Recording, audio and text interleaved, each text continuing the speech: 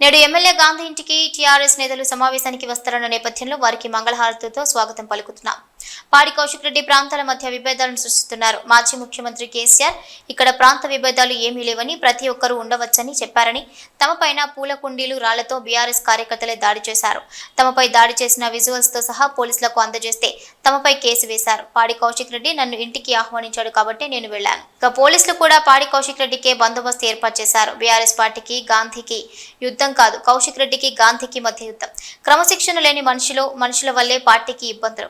ముఖ్యమంత్రి రేవంత్ రెడ్డి దగ్గరుండి దాడి చేయించారన్న మాటల్లో వాస్తవం లేదు. నేను ప్రస్తుతం బీఆర్ఎస్ పార్టీలోనే కొనసాగుతున్నా. మీ అందరికీ కూడా తెలుసు, దీనికి బీఆర్ఎస్ పార్టీ వాళ్ళు ఎవరు స్పందించాల్సిన అవసరం లేదు. బీఆర్ఎస్ పార్టీకి గాంధీకి యుద్ధం కాదు, కౌశిక్ రెడ్డికి గాంధీకి యుద్ధం. వాడు నా ఇంటికి వచ్చి జెండా ఎగరేస్తా అని మీడియా పరంగా, పత్రికా పరంగా, వాట్సాప్, ట్విట్టర్ పరంగా సవాల్ విసిరాడు. 11 గంటలకు మీ ఇంటికి వచ్చి జెండా ఎగరేస్తా, నువ్వు రాకపోతే నేను వస్తా అని చెప్పి నేను కూడా సవాల్ విసిరా. మీరు వస్తే హారతి పట్టి స్వాగతం పలుకుతాం, బీఆర్ఎస్ పార్టీ ఆఫీస్కి వెళ్దాం అనే మాట మీరే సోలింగ్ నడిపారు. మీ అందరికీ కూడా తెలుసు. ఆ పరిస్థితిలో నేను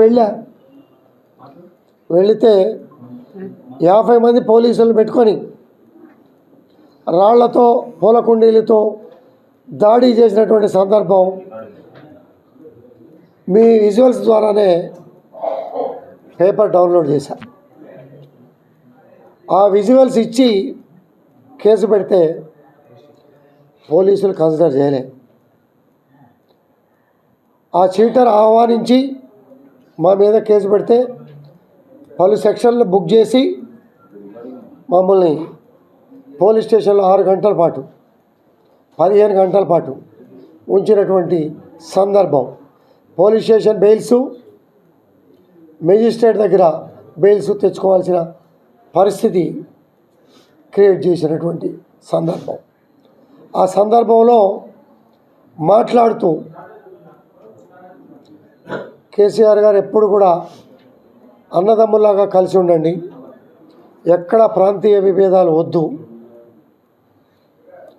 ముళ్ళు గుచ్చుకుంటే నోటితో తీస్తా అనే మనస్తత్వంతో, గొప్ప మనస్తత్వంతో ఉన్నటువంటి పార్టీలో చీడ పురుగులు చేరి ప్రాంతీయ విభేదాలు సృష్టించే కార్యక్రమంలో ఇటువంటి చీడ పురుగుల్ని పక్కన పెట్టుకున్నందుకు చింతిస్తున్నాం.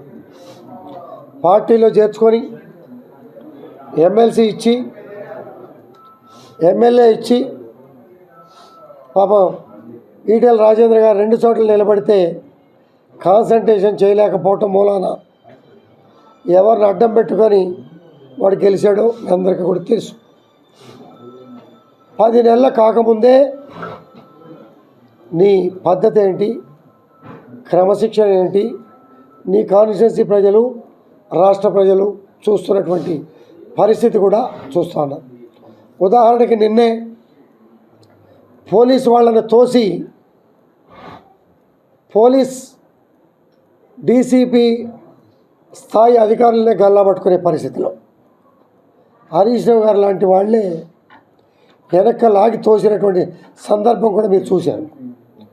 ఇటువంటి క్రమశిక్షణ లేని మనుషులు పక్కన చేరి పార్టీ నాశనం చేస్తున్నటువంటి సందర్భంలో,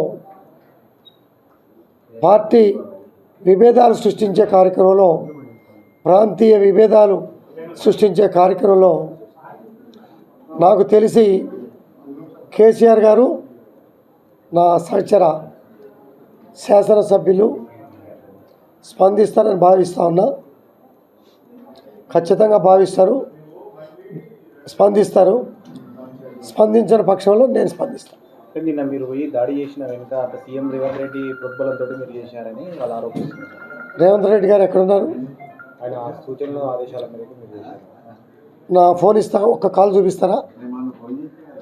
నా ఫోన్ ఇస్తే సింగిల్ కట్టసి కాల్, హరీష్ రావే చెప్పారు. సింగిల్ కట్టసి కాల్. హరీష్ రావు గారే తెలియకుండా వచ్చాడు అక్కడికి. చీటరు మాటలు మోసపోయి హరీష్ రావు గారు వచ్చాడు. హరీష్ రావు గారు గాంధీ ఇంటి మీదకి వచ్చి దాడి చేశాడు అని అంటున్నారు. వీడు నన్ను స్వాగతించాడు, హారతి పెట్టి ఆహ్వానించాడు, బీఆర్ఎస్ పార్టీ ఆఫీసుకి తీసుకెళ్తా అన్నాడు అన్న విషయం హరీష్ రావు గారికి తెలుసా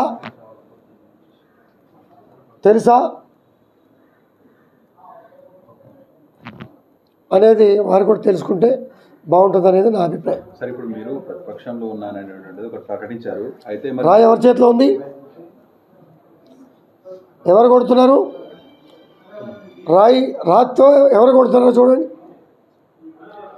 పూలకొండీలు కూడా చూపించరా? వాస్తవాలు చూడండి, పూలకొండీలతో ఎలా కొడుతున్నారు. మీ విజువల్స్తో ఉన్నాయి, నా దగ్గర ఆధారాలు ఉన్నాయి.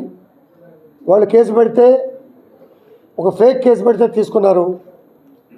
వాస్తవంగా డాక్యుమెంట్ ఎవిడెన్స్తో కేసు పెడితే తీసుకోలే. పోలీస్ ఎవరికి సపోర్ట్ ఇచ్చింది? ఎవరిని నిర్బంధించింది? 50 మంది పోలీస్ సపోర్ట్ ఎవరికి ఇచ్చింది ఇంటికాడ అనేది కూడా వాస్తవాలు తెలుసుకోండి. వాస్తవాలకు ఎప్పుడైనా కూడా నిలబడతా. ఇటువంటి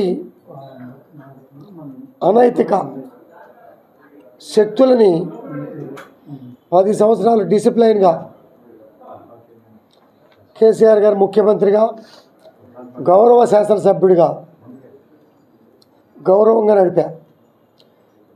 నా మిత్రులు శ్రేయభిలాషల్ని ఇలా మాట్లాడతావా గాంధీ అనే బాధపడే విధంగా ఎందుకు మాట్లాడాల్సి వచ్చిందో కూడా అర్థం చేసుకోండి మిత్రులారా. ఇటువంటి చీడపురుగుల్ని ఎప్పటికైనా ఎవరో ఒకళ్ళు ఏరివేయాలి. దానికి నేను కంకణం కట్టుకున్నా. అతని మీద ఏ కోణంలో అయినా ఫైట్ చేయడానికి సిద్ధంగా ఉన్నా, వెనకడుగేసే ప్రసక్తి లేదు. ఏరివేత అంటే ఏ విధంగా ఉండబోతుంది సార్? ఏరివేత ఎట్లాంటి వాళ్ళని ఏరివేయాలనుకుంటున్నారు కదా? ఎవరు ఏరివేయాలి? అది ముఖ్యమంత్రి గారు, కేసీఆర్ గారు చెప్పాలా, సీనియర్ నాయకులు చెప్పాలా. మంచి చెడు అనేది ఆత్మ పరిరక్షణ అనేది ఉంటుంది. మీరు ఇందాక మాట్లాడుతూ కూడా ప్రాంతీయ విభేదాలు అంటున్నారు. ఎస్, ప్రాంతీయ విభేదాలు. కేసీఆర్ గారు ఏమన్నారు? ఎవరికైనా కాలులో ముళ్ళు గుచ్చుకున్న నోటితో తీస్తా. ప్రాంతీయ విభేదాలు వద్దు, స్వేచ్ఛగా బతకండి, స్వేచ్ఛగా ఉద్యోగం చేసుకోండి, స్వేచ్ఛగా వ్యాపారం చేసుకోండి. 29 రాష్ట్రాల ప్రజానికం మన హైదరాబాద్లో ఉన్న విషయం మరచి భవిష్యత్తు వ్యవస్థకి, భవిష్యత్ తరాలకి విచ్ఛిన్నం చేసే మాటలు మాట్లాడితే ఎవరు చర్య తీసుకోవాలి? అధ్యక్షుడు చర్య తీసుకోవాలి. అధ్యక్షులు చర్య తీసుకోకపోతే తదుపరి కార్యాచరణ అధ్యక్షులతో మాట్లాడి, సహచర శాసనసభ్యులతో మాట్లాడి మేము ముందుకు ఒక అడిగేస్తాం. ఎవరితో సార్? మీకు బీఆర్ఎస్ సహచరులా, మీకు కాంగ్రెస్ సహచరులా, ఎవరితో సార్? మీకు ఏ పార్టీ ఇప్పుడు సపోర్ట్ అంటున్నారు? నేను కేసీఆర్ గారితో మాట్లాడుతానంటే మళ్ళీ మీరు కొంటి క్వశ్చన్ ఇస్తారు. క్లారిటీ. నేను క్లారిటీగా చెప్పాను. రైట్. ఇంకోటి, ఇప్పుడు ఈరోజు వాళ్ళు మేడ్చల్ ఆఫీస్ నుంచి నేరుగా మీ ఇంటికి వస్తున్నారు. మీరు టీఆర్ఎస్లో ఉన్నామని చెప్పేసి మీ ఇంటికి వస్తామంటున్నారు. మీ ఇంటి కార్యకర్తల మీటింగ్ పెడతామని చెప్తున్నారు. దీన్ని మీరు స్వాగతిస్తారు? మీ క్వశ్చన్ అడగడం కన్నా బయటికి వెళ్ళి చూస్తే చక్కటి టేబుల్, చైర్సు, చక్కగా సమావేశం జరుపుకోవడానికి అలసిపోయి వస్తారేమని చెప్పి టిఫిన్లు కూడా పెట్టి సమావేశం ఏర్పాటు చేశా. చక్కగా సమావేశం. పోలీసులు మాత్రం బారికేడ్ వేశారు. Law and order. నిన్న కొంతమంది వ్యక్తులు పోలీస్ స్టేషన్లు ముట్టడిస్తాం, అంతు చూస్తాం, అరాచకాలు చేస్తాం అనే మాటకి వాళ్ళ జాగ్రత్తలు వాళ్ళు తీసుకుంటారు. నేను నా ఇంటికాడ పోలీస్ అవసరం లేదని చెప్పాను. ఆ మాట నువ్వు చెప్పుంటే నీ ఇంటికంటే 50 మంది ఉండేవారు కాదు కదా. ఇప్పటికీ కూడా చెప్తున్నా, నా ఇంటికాడ పోలీస్ అవసరంలా. వాళ్ళు ఏ కోణంలో వస్తే ఆ కోణంలో నేను సిద్ధంగా ఉన్నా.